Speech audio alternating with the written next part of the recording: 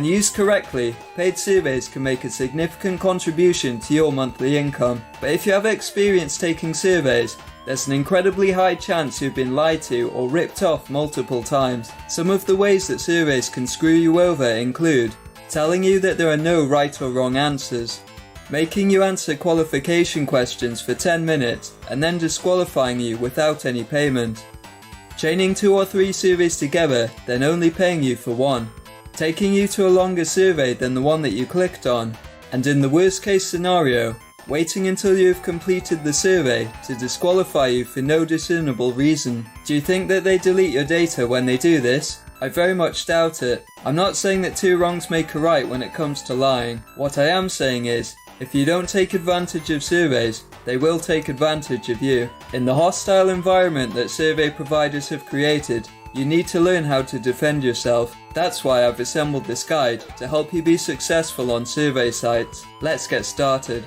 You're going to want to invent a persona for yourself that will be accepted into the most amount of surveys possible. Once you've settled on the details of your character, it's best to stick with it. If you give inconsistent information like age in different surveys, then you could get caught out. Without meaning to sound like an edgelord, companies are basically looking for consumerist NPCs who are easy to separate from their money. The character you create should be in full-time employment and have disposable income. You need to not be involved in industries which are relevant to the survey topic, because this could bias your opinions. Always choose none of the above for this question. They want to know that you're the person responsible for purchasing decisions in your household. It also helps massively if your character has a kid, because then you can answer many extra surveys about Barbie and Trolls the movie. Think of how many advertisers there are trying to target children and how this translates into more survey opportunities.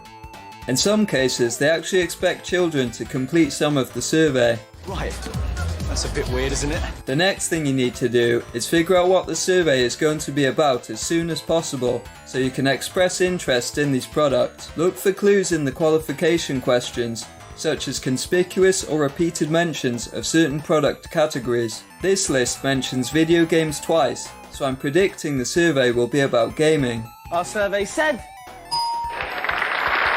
This one made no attempt to be subtle.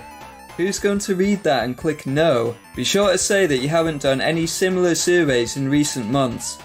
They asked this to prevent you from doing the same survey twice, which is something I do regularly. Companies often make the mistake of cherry-picking people who are already sold on their product, rather than getting feedback from the people they want to persuade. You need to show that you're in the market for the type of product that the survey is about. If they ask you when you last purchased something, choose the most recent option. When asked to take the products that you own from a list, try to do as many as is reasonable. The same goes for activities you did recently. Just don't select things which are statistically unlikely. Good.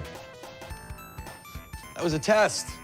Always express that you're open-minded when it comes to purchasing certain products or brands, and never say never. The final thing you need to look out for is any attention checks. These are questions put in place to make sure you're not just clicking on random answers. Just be sure to at least skim read the questions and you'll be fine.